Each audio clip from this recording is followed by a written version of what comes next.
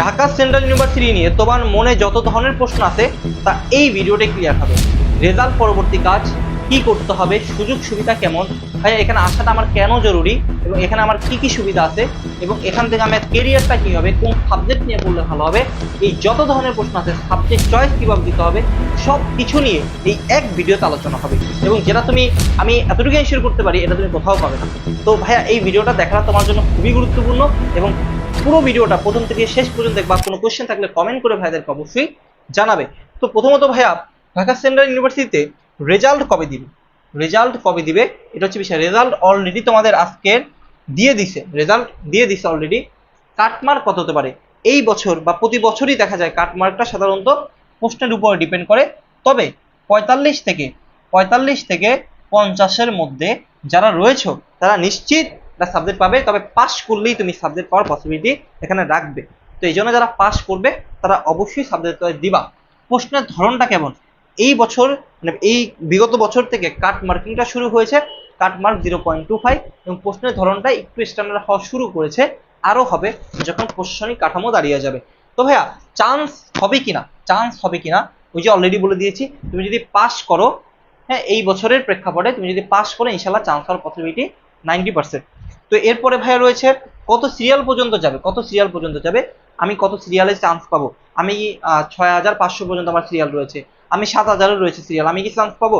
হ্যাঁ, 6500 পর্যন্ত যারা রয়েছে সিরিয়ালে, 7000 পর্যন্ত রয়েছে, তারা অবশ্যই সাবজেক্ট চয়েস দিবা। কারণ কি ভাইয়া, অনেকে দেখা যায় ন্যাশনালে ভালো একটা সাবজেক্ট পেলে ওইখানে চলে যাবে, আবার অনেকে দেখা যায় পাবলিকে চান্স পেয়েছে ওইখানে চলে যাবে, এরকম বিষয়গুলো হয়ে দাঁড়ায়। এই জন্য তুমি দেখা যায় 7000 পর্যন্ত হলেও তুমি সাবজেক্ট চয়েসটা দিবা। হ্যাঁ, কারণ এটা দিতে তো তোমার আলটিমেটলি গায়ে বাঁধবে না, তুমি এটা অবশ্যই দিবা। সবাই কি ভর্তি হবে? সবাই ভর্তি হবে না। কারণ যারা ধর ন্যাশনালে গণিত সাবজেক্ট পেয়েছে আর তুমি এখানে এসে সোশ্যাল ওয়ার্ক পেয়েছো, তো তুমি তো আর গণিত ছেড়ে সোশ্যাল ওয়ার্কে আসবে না, অবশ্যই তুমি সেখানে ভর্তি হবে, তাই না? তো সেই সিটটা খালি হয়ে যাবে। এই জন্য সবাই ভর্তি হবে না। যারা সুবিধা হবে, যাদের জন্য সুবিধা, ফ্যাসিলিটিস ঢাকার বুকে থাকাটা খুব সুবিধার, তারাই এসে এখানে ভর্তি হবে। টপ সাবজেক্ট চান্স হবে, দেখো ভাইয়া যাদের সিরিয়ালটা ধরো 6500-এর মধ্যে রয়েছে, হ্যাঁ অনেক দূরে রয়েছে, তো তাদের তো টপ সাবজেক্ট পাবে না, এখানে নিতান্তই পাবে না। তো তারা হয় কি, অনেক সময় দেখা যায় সোশ্যালজি সাবজেক্টে ভর্তি হয়ে থাকে, সেকেন্ড টাইম অনেক প্রিপারেশন দেয়, অনেক সময় সেকেন্ড টাইম প্রিপারেশন নিয়ে সে চলে যায়। আবার দেখা যায় সোশ্যালজি নিয়ে সে দেখা যায় ভালো একটা সিজিপি উঠায় এবং তার টার্গেট থাকে বিসিএস। তো এই জন্য দেখা যায় অনেকে টপ সাবজেক্ট না হলেও পড়ে, তো তারপরেও তাদের জন্য খুবই গুরুত্বপূর্ণ একটা পার্ট। স্কোর কম হলে করণীয় কি? স্কোর কম হলে তুমি যেভাবে সাজাতে পারো, ধরো তোমার 6500 সিরিয়াল, তো তুমি এখন কি করবা? তুমি যদি ঢাকা কলেজকে দাও এটা আসবে না। তো তুমি কি করবা? তুমি প্রথম দিকে রাখবা কবি নজরুলকে রাখবা, কবি নজরুল ক্যাম্পাসকে রাখবা, তারপর সরার দিকে রাখো যদি ছেলে হও, মেয়েদের ক্ষেত্রেও এটা কম্বাইন যেহেতু। তো এইভাবে রাখতে পারো, আগে ওই কলেজগুলোকে প্রিফারেবল করে ওই কলেজগুলোর সাবজেক্টকে দিয়ে দিবা, তাহলে ইনশাল্লাহ প্রথম মেরিটে আসার পসিবিলিটি থাকতেও পারে। তো যাই হোক, এখন ভাইয়া প্রথম মেরিটে আসলো না, তখন আমি কি করব? প্রথম মেরিটে না আসলে তুমি সেকেন্ড মেরিটের জন্য, অর্থাৎ সেকেন্ড মাইগ্রেশনের জন্য তুমি অপেক্ষা করো। তো তখন তোমার এসে পড়ে, প্রথমবার দেখা যায় অনেকেই ভর্তি হবে না, মন মতো সাবজেক্ট পাবে না, অনেকেই ছুটে যাবে। যেহেতু তুমি সেকেন্ড পর্যন্ত ওয়েট করো, যাতে করে প্রথমবার ধরো 24 তারিখ তোমার হচ্ছে গিয়ে সাবজেক্টের রেজাল্ট, এরপর তো রেজাল্ট দিবে, তাই না? প্রথম মেরিটে তোমার হইলো না, তুমি একদম হতাশ হবা না, এর পরের মেরিটের জন্য তুমি অপেক্ষা করো। আশা করি বুঝতে পারছো। তো এরপরে ভাইয়া কি, সাবজেক্ট চয়েস কবে থেকে?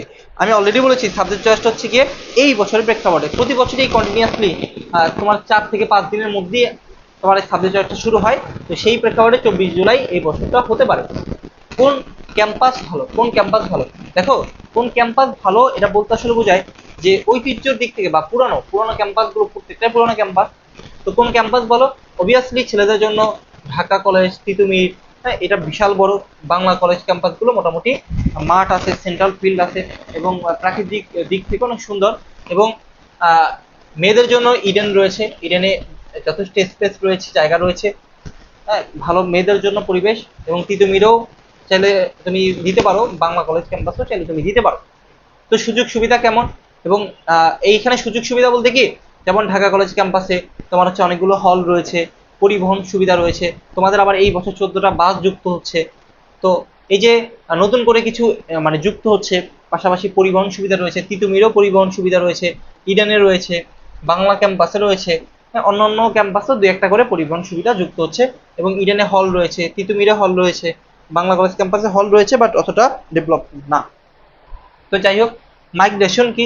মাইগ্রেশন মানে ওই যে তোমাকে বললাম যে ধরো তো প্রথমবার মেরিট দিয়েছে, প্রথমবার মেরিটে তোমার পজিশনে সাবজেক্ট আসছে কত, তোমার সাবজেক্ট আসছে ধরো হচ্ছে গিয়ে প্রাণী বিজ্ঞান একটা সাবজেক্ট আসছে, প্রাণী বিজ্ঞান একটা সাবজেক্ট আসছে, হ্যাঁ।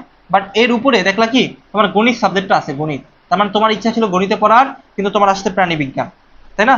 তো তুমি মনে রাখবা তোমার সাবজেক্ট যদি গণিত তোমার পড়ার ইচ্ছা হয় তাহলে অবশ্যই সেই গণিতকে উপরে রাখতে হবে। কখনোই মাইগ্রেশন নিচের দিকে হয় না, উপরের দিকে হয়। তো পরের বার তাহলে প্রথম মেরিটে তোমার প্রাণী বিজ্ঞান আসছে, পরের মেরিটে দেখবা এটা চেঞ্জ হয়ে গণিত হয়ে যাবে, তোমার গণিত হওয়ার পসিবিলিটি আছে। তো এই জন্য মনে রাখবা তোমার যদি প্রাণী বিজ্ঞানে পড়ার ইচ্ছা থাকে তাহলে ওখানে তুমি প্রাণী বিজ্ঞানকে সিলেক্ট করে ফেলবা। আর না হলে গণিতে পড়ার ইচ্ছা থাকলে প্রাণী বিজ্ঞান এটাকে সিলেক্ট করবা না, মাইগ্রেশন অন থাকবে, এটা উপরে উঠে যাবে সম্ভবত। ঠিক আছে, বেশিরভাগ ক্ষেত্রেই উপরে উঠে যায়, মাইগ্রেশন হয়ে যায় আর কি, সিট খালি থাকার সাপেক্ষে। তো এই গণিত, আবার তুমি গণিত থেকে প্রাণী বিজ্ঞান আসতে পারবে না কিন্তু চাইলেই, প্রাণী বিজ্ঞান থেকে আবার গণিতে যেতে পারবে না চাইলেই, এরকম একবার যদি এটা হয়ে যায় আর কি, তোমার ট্রান্সফার হয়ে যায়। তো প্রাণী বিজ্ঞান থেকে উপরের দিকে মাইগ্রেশন হয়, উপরের দিকে মাইগ্রেশন হয়, দ্বিতীয় মেরিটে দেখবা কি হয়তো তোমার গণিত চলে আসবে আর প্রাণী বিজ্ঞানটা চলে যাবে, ওই প্রাণী বিজ্ঞান আর ফিরে আসতে পারবে না। মাইগ্রেশন হচ্ছে গিয়ে উপরের দিকে মাইগ্রেশন হয়, তোমার যত উপরের দিকে সাবজেক্ট আছে তত উপরের দিকে যাবে আস্তে আস্তে। আর যদি তুমি চাও যে আমি এটাই পড়বো তখন ওই মাইগ্রেশন এখানে বন্ধ বন্ধ করে দিতে হয়। এ নিয়ে ভিডিও হবে, সমস্যা নাই। চয়েস কিভাবে দিব আমি অলরেডি আমাদের প্রিভিয়াস ভিডিওগুলোতে বলে দিয়েছি। তো যাই হোক, রেজাল্ট পাওয়ার পর করণীয় কি? রেজাল্ট পাওয়ার পর করণীয় হচ্ছে গিয়ে ঠান্ডা মাথায় তুমি কিভাবে সাবজেক্ট চয়েস দিতে চাচ্ছ, কোন ক্যাম্পাসে পড়াশোনা করতে চাচ্ছ, এবং এইটা ভালো একটা সিনিয়রের সাথে আইডিয়া নিয়ে জেনারেট করে তারপর তোমাকে চয়েসগুলোকে সাজানো এবং একটা খাতায় লিখে ফেলা, একটা নোট ডাউন করা যে আমি এইভাবে এইভাবে চয়েসের সময় দিব আর কি, যাতে সেই সময় হ্যাসাল না হয়। এবং তুমি যখন হচ্ছে গিয়ে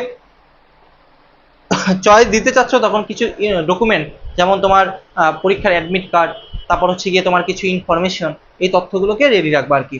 তো যাই হোক, 4 বছরে খরচ কত হবে? 4 বছরে খরচ বলতে আসলে কি, প্রতি বছর প্রতি বছর খরচটা দেখা যায়, তোমার যদি ক্যাম্পাস ভিত্তিক খরচ ধরো, তোমার ফর্ম ফিল আপ থেকে শুরু করে ইত্যাদি খরচ নিয়ে প্রতি বছর ধরো 5 থেকে 6 হাজার টাকা, 5 থেকে 6 হাজার টাকা তোমার যাবে প্রতি বছরে।